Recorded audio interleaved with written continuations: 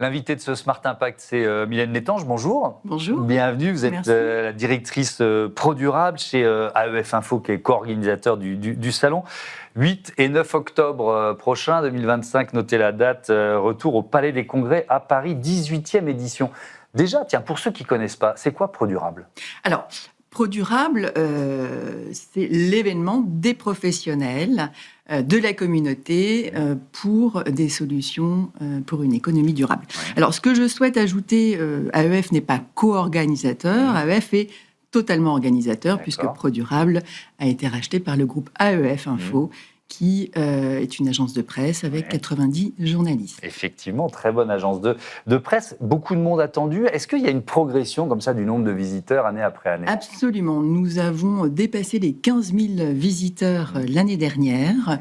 Nous avons travaillé sur 300 conférences. Nous avons accueilli 750 intervenants. Nous avons fait une centaine d'animations et nous avons eu à peu près 340 exposants, puisque c'est un salon. Pro-durable est un salon où l'on montre des solutions, où l'on montre des outils, où l'on vient également débattre, puisque nous avons des conférences officielles et des ateliers.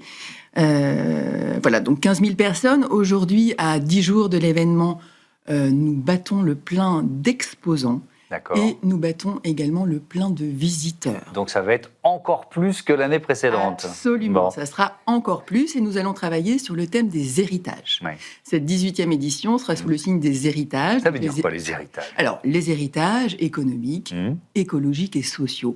Que veut-on garder et que ne veut-on pas garder du passé pour transmission aux générations futures. C'est intéressant, c'est-à-dire parce qu'effectivement, quand on est chef d'entreprise notamment, et qu'on se dit, tiens, je veux améliorer mon bilan, émissions de gaz à effet de serre, impact biodiversité, etc., on se dit, quel chemin je prends ? Il y a des chemins qui ont été moins efficaces que d'autres, ça va être ça aussi l'idée du salon ? De mettre en avant ce qui fonctionne vraiment ? Absolument, on est là pour échanger des bonnes pratiques. Ouais. C'est un salon positif, tout d'abord. On échange des bonnes pratiques, on échange des outils, on débat sur l'adaptation des entreprises au réchauffement climatique, comment faire mieux. Alors, tout le monde n'est pas parfait, on le sait. La perfection n'est pas de ce monde, ça serait. Ça, c'est sûr. Absolument. Donc, on accepte absolument toutes les personnes qui souhaitent parler de leurs engagements au niveau où elles sont. Oui, l'important, c'est la trajectoire et l'engagement tel qu'il a été pris. C'est la trajectoire. Il va y avoir des moments phares pendant ces 2 journées. À quoi on va assister ? Tout à fait. Nous ouvrons tout d'abord pro-durable avec une conférence qui se nomme « Quel progrès en héritage ?» Donc, nous accueillons des têtes d'affiche, notamment Étienne Klein, qui est physicien, Corinne Pelluchon, philosophe, et Étienne Valade, qui est dirigeante d'un grand groupe, dirigeante RSE d'un développement durable d'un grand groupe. Et nous allons travailler sur justement quel monde souhaitons-nous léguer aux générations futures. Alors, nous allons prendre le biais de la philosophie, parce que nous accueillons des philosophes, mais nous accueillons bien entendu des chefs d'entreprise, des associations, des ONG, des têtes de réseau. En tout cas, c'est une grande messe collective de parties prenantes, puisque évidemment, la transition se fera collectivement et non pas chacun dans son coin. On recevait il y a quelques jours l'ancien directeur du développement durable du groupe Bouygues, qui est aussi le patron du C3D, Fabrice Bonifay, qui est assez... on sait un grand événement à la scène musicale à Paris pour créer un choc émotionnel sur les décideurs. Mais il dit quand même, 20 ans de RSE, ça a servi à pas grand-chose. Comment vous réagissez à ce constat d'un de ceux qui est vraiment au cœur de ce réacteur depuis des années?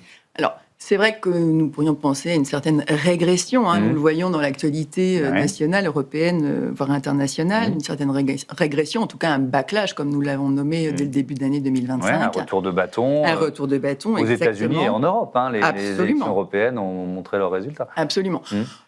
Moi, ce que je me dis, c'est que aujourd'hui, pro-durable bat son plein tant en termes d'exposants que de visiteurs. Donc, est-ce que ce backlash, comme on l'a nommé, n'est pas justement une opportunité de tous se retrouver et de se dire la RSE, au-delà d'être normative, au-delà du reporting, au-delà de la réglementation, est une RSE. En fait, nous allons travailler à une RSE stratégique. Malgré ce backlash, les gens seront là, enfin en tout cas les entreprises, les organisations seront présentes en tant que visiteurs, en tant qu'exposants, en tant qu'intervenants, et on ne lâche rien. Oui. La RSE est vraiment stratégique, au-delà d'être normative. Alors ça, je suis d'accord avec vous. Nous, l'émission, ça fait 5-6 ans qu'on l'a fait et on voit qu'on est quand même passé de la direction de la communication à effectivement la direction financière, et une vraie dimension stratégique. Mais il y a une difficulté qui est de faire évoluer, d'aller jusqu'à changer le modèle économique d'une entreprise. Je ne dis pas que c'est facile, Absolument. Je ne dis pas que ça se fait d'un claquement de doigts et ça prend forcément du temps. Il y a des mouvements, il y a la Convention des entreprises pour le climat, il y a un certain nombre de... Voilà, vous connaissez ça par cœur. Est-ce que ce mouvement de fond-là, il est suffisamment puissant pour résister au backlash, d'après vous ? Alors, l'union fait la force. On essaye de tous se serrer les coudes pour aller dans ce sens-là. On se connaît tous. Tous les réseaux seront à ProDurable les 8 et 9 octobre au Palais des Congrès. Je pense, oui, que c'est compliqué. Il faut du temps, comme vous venez de le dire. Je suis très positive et je suis très optimiste. Et d'ailleurs, la Cour des comptes l'a bien dit cette semaine. Le coût de l'inaction sera plus cher que la transition. On est bien d'accord. Ça serait... Est-ce que ça donne des actions des États et de certaines entreprises suffisamment profondes ? Ça, j'en suis un peu moins convaincu. Le constat, on est d'accord. Tout le monde n'est pas d'accord. Hein. On a un Donald Trump qui ose dire que le changement climatique est l'arnaque du siècle devant l'ONU. Bref, je reviens à ProDurable et à ce que vous allez et au levier finalement que vous activez pour faire la promotion de ces engagements RSE. Il y a notamment le Grand Prix de la marque engagée. Alors c'est quoi et qui peut être récompensé par ce Grand Prix ? Alors le Grand Prix de la marque engagée, on le co-organise avec la Link Up. Il aura lieu le 8 octobre au soir. Et là, on récompense les entreprises, les personnalités qui ont de bonnes pratiques. Alors l'année dernière, par exemple, nous avions Expansience ou des sociétés. Alors Expansience, c'est un laboratoire qui arrête bientôt les lingettes qui sont très polluantes. Voilà, donc on va récompenser. Donc c'est vraiment une action précise. Voilà, alors, précise. La vision systémique, on le sait tous. Hein, on n'est pas parfait à 100% sur tous les pans du développement durable et de la RSE. Mais en tout cas, voilà, sur des actions concrètes.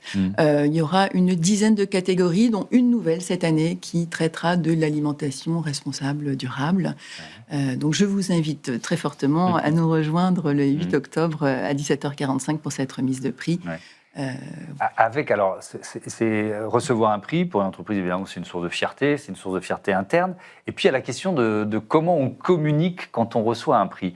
Est-ce que vous ressentez-vous des hésitations chez certaines des entreprises qui ont pu être sélectionnées, qui ont pu être récompensées, mais qui, oula, je vais peut-être pas trop en parler, justement parce que personne n'est parfait sur tout, mon entreprise n'est pas parfaite sur tout, donc je préfère ne pas y aller. Voilà, alors c'est vrai que les entreprises ont tellement été attaquées. On a beaucoup parlé de greenwashing. Hein, mais il y en a eu, du greenwashing. Bien sûr. C'est parfois à juste titre. Absolument. Oui. Donc elles ont été très attaquées. On voit bien que dans la société actuelle, il y a de plus en plus de clivage, ce que je regrette beaucoup, puisqu'il faut rester pragmatique. Donc c'est vrai que les entreprises hésitent à communiquer sur leurs mesures, hésitent bien qu'elles fassent beaucoup de choses, notamment sur leur impact. Je pense que c'est le retour de bâton du greenwashing. Alors après, ça va certainement se rééquilibrer. Il faut que ça se rééquilibre parce qu'il est important de communiquer sur une juste mesure, sur ce que l'on fait, parce que ce système-là de ne pas communiquer peut aussi participer à ce que vous disiez tout à l'heure et à ce que disait le C3D, à ne pas avancer dans le bon sens. Dernière question, est-ce qu'il y a encore un fossé générationnel autour des questions de l'engagement environnemental, de l'engagement sociétal des entreprises? C'est-à-dire, est-ce que c'est les plus jeunes des salariés qui poussent les patrons, les patronnes à changer les choses, à changer de stratégie? Ou finalement, pas forcément. Pas forcément. Après, les jeunes, je pense qu'il y a aussi plusieurs jeunesses. Il y a plusieurs jeunesses. Il y a des gens extrêmement engagés, d'autres moins. Hein. On est aussi à l'ère de l'IA, donc on pourrait aussi beaucoup parler de ces thématiques-là. Je pense que c'est une responsabilité collective. Alors, la RSE stratégique sans un vrai engagement de la direction, c'est compliqué. C'est comme pour les États, c'est exactement la même chose. Alors le bottom-up, ça existe, le top-down aussi, et je pense qu'il faut des deux pour pouvoir progresser et avancer dans la bonne direction tous ensemble. Merci beaucoup Mylène Nettange et bon salon Pro Durable 8 et 9 octobre. Venez nombreux surtout. Au Palais des Congrès à Paris. C'est l'heure du débat de ce Smart Impact, de l'importance de quantifier les risques climatiques en entreprise.